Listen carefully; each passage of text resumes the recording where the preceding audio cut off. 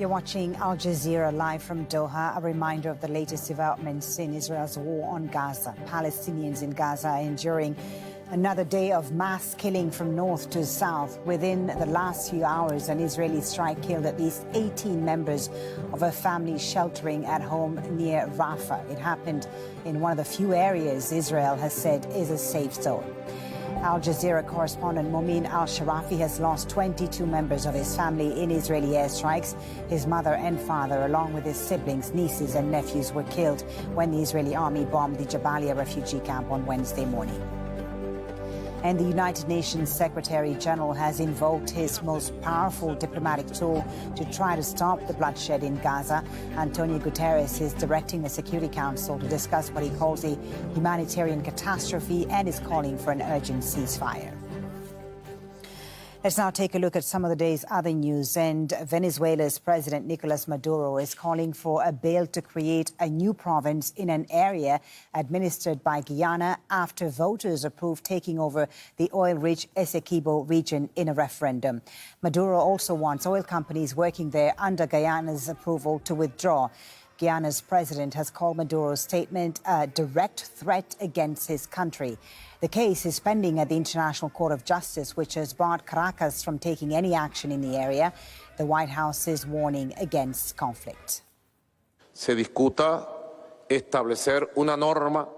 will discuss to create firm legislation to prohibit hiring companies that operate or collaborate with the unilateral concessions given by Guyana in parts of the sea that's yet to be divided. It will be done through special laws. I suggest that in this law we give these companies 3 months to abandon those operations in the parts of the sea where the borders are yet to be set. 3 months. We are open to talking. Everything in a good manner, nothing in a bad manner. Respect for international law, for the laws, for good neighbors and for coexistence. Well, as you can see on the following map, the Essequibo region makes up about 2/3 of Guyana's territory. Venezuela claims that the Essequibo River to the region's east forms a natural border.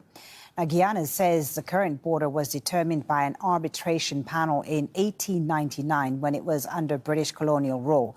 Caracas says Essequibo was within its boundaries during Spanish colonial times. The dispute resurfaced after ExxonMobil discovered oil there in 2015. Guyana started auctioning off oil blocks in August this year. The region is home to 125,000 people and covers 160,000 square kilometers. That's an area bigger than the whole of Greece. Well, joining us now on Al Jazeera, live from Georgetown, the capital of Guyana, is President Irfaan Ali. Mr. President, thank you very much for talking to Al Jazeera. Can I ask you first your reaction to Venezuelan voters approving a referendum claiming rights over Essequibo? Well, first of all, as we said before, Venezuela has the right to do whatever referendum they want to do. However, as we went to the ICJ, we went to the ICJ specifically to seek orders against a referendum that seek to annex Essequibo, which is part of Guyana, and against the questions that were in that referendum. The questions in the referendum sought to give Venezuela the authority to act in annexing the Essequibo, setting up administrative mechanism, issuing ID cards, and the ICJ ruled overwhelmingly, unanimously, the ICJ ruled unanimously that Venezuela must not act on the outcome of this referendum. The rule that status quo must remain, that is, Essequibo remains within the territory of Guyana, right, and that Guyana continues to administer governance in Essequibo. The ICJ was very, very clear in its order.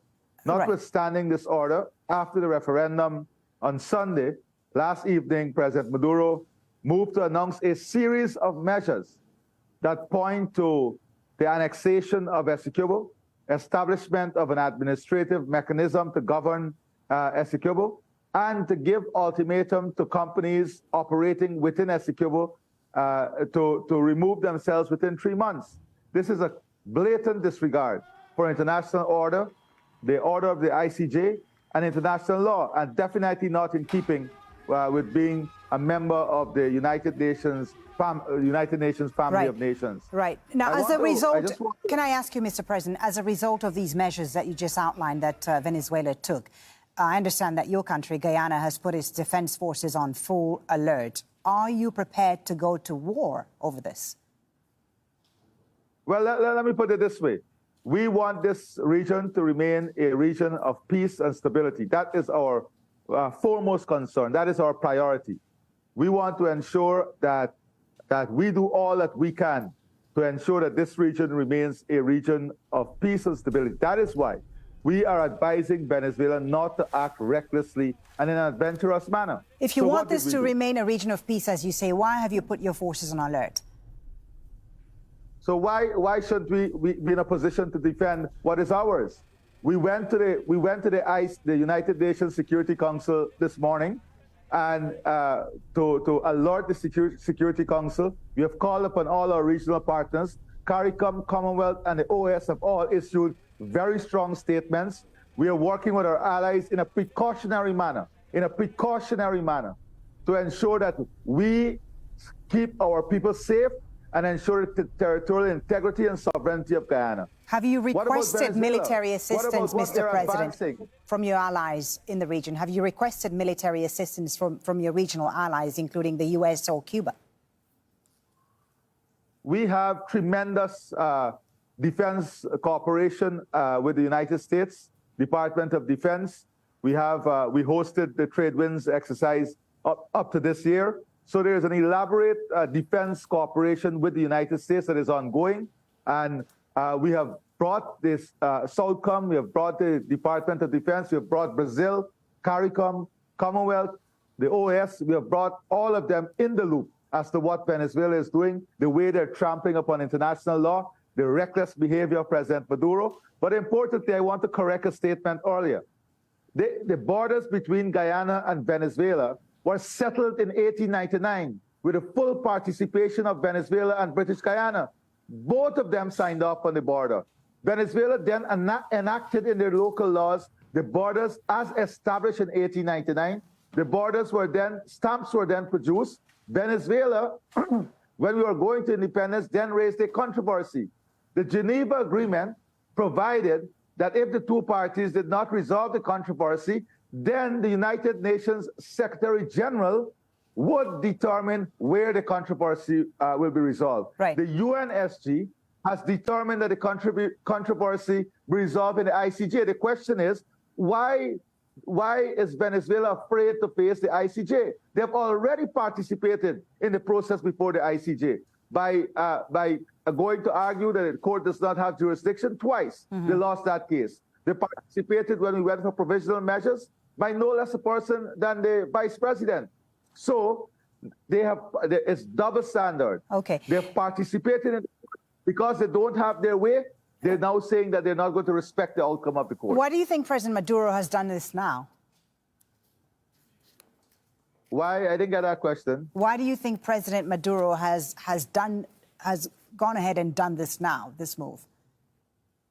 Well, there are many schools of thoughts. One school of thought is that he's trying to distract from the current political situation in Venezuela. Guyana has welcomed many Venezuelan migrants to our shores. We are providing support for them. We have welcomed them with love. We'll continue to show them love because that is who we are. We are a law-abiding country, a law-abiding people. We respect the rule of law. We respect peace, and we understand that we have to coexist as neighbors. Okay. So there's one school of thought that he's doing this for his selfish political reasons at home. He wants to create a distraction, that he's not doing well in the polls. That is one opinion. The second opinion can be one of greed.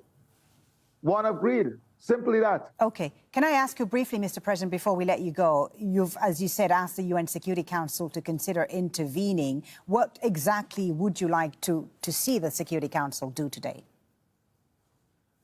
Well, first of all, we want this region to remain a region of peace and stability. We would like the United Nations Security Council to issue a very strong statement to Venezuela in relation to Venezuela breaching the order of the ICJ, an order that can be enforceable. And we would like to see the full commitment of the United Nations Security Council to ensure that they do everything to have this region remains a region of peace and stability, and for them to support international law, for them to call upon Venezuela to support and respect international law and have the controversy settled where it is. That is before the ICJ. Mr. President, thank you very much for talking to Al Jazeera. Irfaan Ali, President of Guyana, talking to us on Al Jazeera. Thank you for your time. Thank you.